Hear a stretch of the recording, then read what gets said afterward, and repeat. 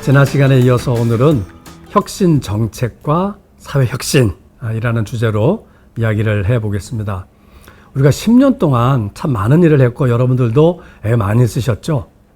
지난 10년의 성과를 딱 한마디로 요약해봐라 하면은 시민의 등장과 지역사회의 형성이라고 저는 자신 있게 얘기할 수 있습니다. 우리 구는 물론이고요. 좀 더 작은 동마다, 동보다도 작은 골목, 동네에서 진짜로 이웃들이 많아졌어요. 살고 있었던 주민은 있었지만 서로 따로따로 모르고 살았거든요. 이제는 문만 열면 아는 사람이 많아지고 아는 사람들끼리 동네 이러저러한 일로 만남이 많아졌어요. 이른바 이웃 관계망이 형성이 됐죠. 어떻게 해요? 내가 힘든 것, 내가 아쉬운 것 혼자 끙끙 앓지 않고 이웃들 만나서 하소연을 합니다. 같이 하소연을 하다 보면은 그 집도 애가 있고 우리도 애가 있고 애들 이거 어떡하지? 방과후 어떡하나? 서로의 필요와 요구를 하소연하다가 궁리하다가 같이 해결해 볼까? 이러면서 의기투합도 하죠. 이게 또 소문이 나서 왜 여기서만 해? 우리도 같이 하지. 이렇게 동네로 퍼지게 됩니다. 나의 필요가 이웃의 필요로 동네 의제로 확장이 되면서 문제 해결의 수준도 높아지는 거예요. 여러분 이렇게 되면은요 마법 같은 변화가 있어요. 처음에는 내가 뭐가 필요하지가 중요했는데 그 다음에는 모인 우리에게 공통적으로 필요한 게 뭐지? 이렇게 질문이 바뀝니다. 이걸 우리는 공공성의 심화라고 얘기를 하지요. 두 번째는요. 모인 사람들이 다 달라요. 형편과 처지가 다르고 생각도 다 다릅니다. 그러다 보니까 차이와 다양성을 인정하는 태도가 생겨요. 뭐죠? 다르다고 틀렸다고 얘기하지 않아요. 마음에 들지 않아도 표정 관리는 할 수 있어요. 그리고요, 같이 협의를 합니다. 토론을 하고 공론장을 만들고 다른 생각들을 어느 순간 합의해내는 대단히 슬기로운 민주주의를 우리가 익혀갔던 거예요. 이걸 우리는 민주주의, 민주성, 특별히 풀뿌리 민주주의라고 얘기를 합니다. 이제는요, 이웃들의 범위가 넓어지고 있어요. 아무래도 이웃이라는 것은 평소에 알고 지내는 사람입니다. 그래서 뜻이 맞든 마음에 맞든 끼리끼리 시작하게 돼 있어요. 그런데요, 끼리끼리를 넘어야 그 끼리끼리가 지속 가능할 수 있구나라는 것을 어느 순간 깨닫게 됩니다. 그래서 뜻도 마음도 안 맞는 이웃들하고도 뭔가를 해 나가야 확장되고 확장되어야 마을의 관계망이 안전하게 안정적으로 지속될 수 있는 것이로구나, 이런 깨달음이 어느 순간 생기게 됩니다. 그래서 동네 많은 사람들이 함께 모여서 동네의 문제를 함께 해결해가는 것, 이걸 우리는 자치라고 얘기를 하죠. 결론적으로 시민이 시장이라는 너무나도 당연한 진리를 우리 동네에서 일상을 살아가는 삶터에서 이웃들과 함께 실현하는 겁니다. 우리 동네는 우리가 살기 좋은 곳으로 만드는 거야. 이걸 우리는 혁신이라고 얘기를 합니다.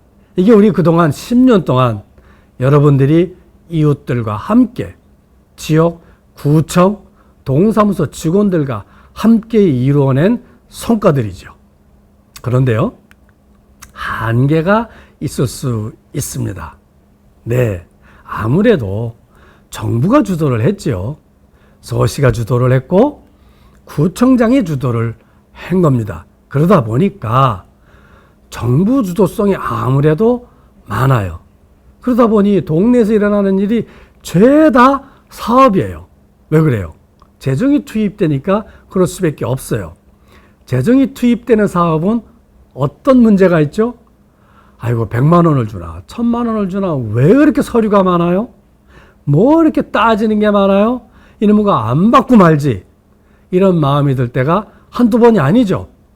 그렇지만 나라 돈이라서 이게 어쩔 수 없어요. 혈세니까. 그렇지만 불편한 건 사실이에요. 두 번째는요. 활동가, 전문가들이 먼저 나서게 되는 게 또 불가피해요. 그러다 보니까 시범사업하는 데는 많아요. 그런데 진짜로 살기 바쁜 주민들은 엄두가 안 나요. 심지어는 이런 게 있는지도 모르는 주민들도 많아요. 이래서는 끼리끼리를 넘어설 수가 없어요. 누구나 참여할 수 있어야 돼요. 자, 여기서 중요한 개념이 있습니다. 비록 정부와 활동가와 전문가가 중심이 되는 것들을 우리는 혁신 정책이라고 얘기합니다. 우리가 혁신 정책을 하는 이유는 혁신 정책에서 끝나려고 하는 게 아닙니다. 목표는 사회 혁신으로 가려는 거예요. 혁신 정책은 마중물 같은 거예요. 우리가 지하수를 퍼낼 때 몇 바가지 마중물을 붓잖아요. 그래야 마중물의 힘을 계기로 그걸 디딤돌로 지하수가 콸콸콸 나오게 하는 거예요. 그래서 그 마중물은 한두 바가지예요. 그래서 소수고 전문가가 중심이고 정부가 주도하고 시범사업 중심일 수밖에 없어요. 이거는 한계이지만 어쩔 수 없는 측면이 있다는 겁니다. 이걸 넘어야 돼요. 그게 사회 혁신이라고 얘기를 합니다. 사회 혁신의 핵심 내용은 뭘까요? 네, 누구나 참여할 수 있어야 돼요. 어디서든지 쉽게 참여할 수 있어야 돼요. 그리고 참여하면 크든 작든 혜택을 보더라. 이걸 우리는 효능감이라고 합니다. 효능감을 느껴야 참여하지 않을까요? 이 대목이 혁신 정책에서 사회 혁신으로 넘어가는 가장 중요한 결절점이 되는 겁니다. 자, 그러면 다수의 참여가 핵심인데 살기 바쁜 대다수의 주민들이 참여하려면 뭐가 필요할까요? 보람을 넘어 혜택이 있어야 됩니다. 여러분, 우스갯소리로 이런 말이 있어요. 야, 저기 참여하면 수익이 생긴대. 여러분 같으면 어떡하겠어요? 네, 100에 99은 묻지도 않고 참여한답니다. 돈이 생긴다면. 네, 묻긴 하겠죠? 얼마 생긴대? 네, 이 정도로 수익은 참여의 중요한 동기가 됩니다. 그런데 혜택이 생긴데 네, 한 서너 시간은 설명해야 되지 않을까요? 보람이 생긴데 3박 4일을 얘기해도 쉽지 않습니다. 이렇게 구체적이고 눈에 보이고 체감적인 생활 혜택, 그것이 꼭 돈이 아니더라도 크지 않더라도 구체적인 효능감이 기대되어야 합니다. 그러려면 뭐가 필요할까요? 나의 필요가 아니라 우리 동네 대다수의 주민들이 구체적 생활의 혜택을 기대하고 참여하게 하려면 바로 그 문제를 해결할 수 있는 힘이 있어야 돼요. 이걸 우리는 문제 해결력이라고 얘기를 합니다. 문제 해결력이 혁신 정책에서 사회 혁신으로 넘어가는 핵심적인 고리가 된다. 이렇게 얘기합니다. 그런데 문제 해결력을 가로막는 장애물이 있습니다. 칸막이입니다. 칸막이 하면 여러분 뭐가 제일 떠오르죠? 공무원, 행정의 칸막이입니다. 여러분, 행정은요, 뭐가 이렇게 부서가 많아요?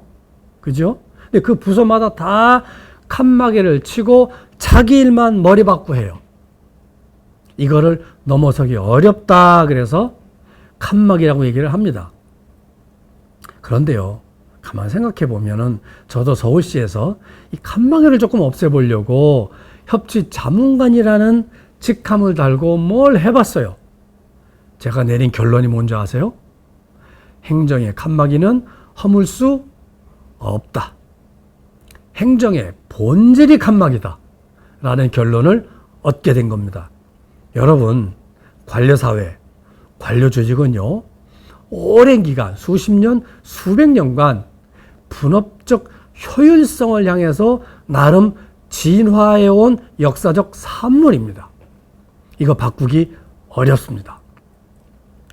오히려요, 이걸 바꾸려면 현장이 핵심이어야 됩니다. 현장, 삶터라고 하는 것은요, 사람이 살아가는 곳이기 때문에 그 본질이 융합일 수밖에 없어요. 아니, 동네, 현장, 일상에 여성, 복지, 문화, 경제, 이게 다 따로 되어 있습니까? 당연히 연결되어 있고 융합되어 있습니다. 즉, 행정의 본질은 칸막이고 현장의 본질은 융합입니다. 그런데 문제는 뭘까요? 본질이 칸막이인 행정이 주도권을 가지고 있다는 사실이에요. 네. 그래서 문제인 거예요. 달리 얘기하면 행정이 칸막이가 있는 게 문제가 아니고요. 칸막이가 본질인 행정이 칼자루를 쥐고 있는 게 문제라는 겁니다. 방법은 뭘까요? 칼자루를 옮기는 겁니다. 어디로?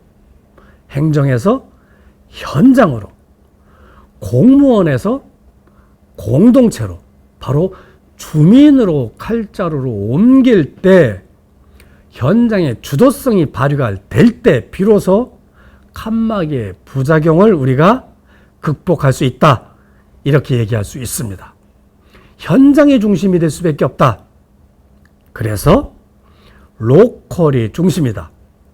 제가 지난 시간에 바이러스, 기후위기, 재난사회의 우리의 일상이, 우리의 삶이, 우리의 라이프 스타일이 로컬을 중심으로 재편될 거다. 이런 얘기를 했는데 10년의 마을 공동체 혁신 정책 협치의 결과, 혁신 정책이 사회 혁신으로 나가려면 현장의 주도성을 만들어내는 바로 그 로컬에 집중할 수밖에 없다.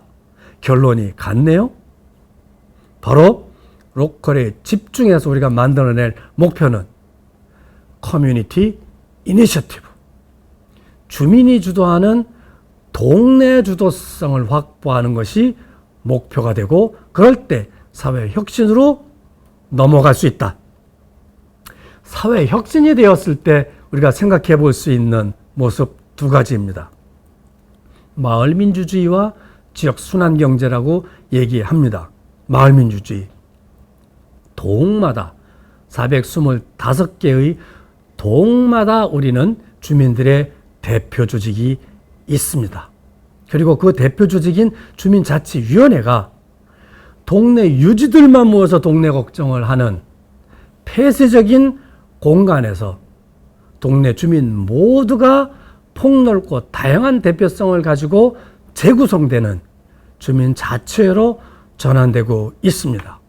바로 이 주민자치회가 끼리끼리를 넘어서 대다수의 주민들이, 살기 바쁜 주민들도 목소리를 내고 주장을 하고 그분들이 토론을 하면서 우리 동네에 가장 시급하고 절실한 문제를 함께 의논했으니까 참여하는 거죠. 함께 협업을 해서 동네 문제를 해결할 수 있는 가장 중요한 민주주의의 거점이 될 수 있다. 그래서 로컬 시대의 핵심 주체는 바로 주민자치회를 통해서 만들 수 있고, 주민자치회는 풀뿌리의 민주주의의 기초가 된다. 이렇게 이야기를 합니다. 두 번째는 주민자치회가 결정한 시급하고 절실한 지역의 과제를 누가 해결하죠? 네, 동네 사람이, 주민들이 해결합니다. 해결의 수준은 이게 필요해, 저게 필요해 말만 하는 게 아니라 직접 필요한 것들을 실행에 옮기는 겁니다. 이거 우리를 공동생산자라고 합니다. 전문가들에 맡기고 외주 업체에게 하청 주는 게 아니라 동사람이 직접 필요한 서비스를 하는 거예요. 여러분들 지금 하고 있잖아요. 네, 방과후 교실을 만들어서 애들을 챙기고 요양보호사 자격증도 따고 동네 어르신 반찬 나눔도 직접 하잖아요. 이게 필요한 서비스입니다. 이러한 서비스를 조금 더 기업적인 형태로 경제적 수준으로 진화시킬 때 이 서비스가 안정적이고 지속 가능할 수 있거든요.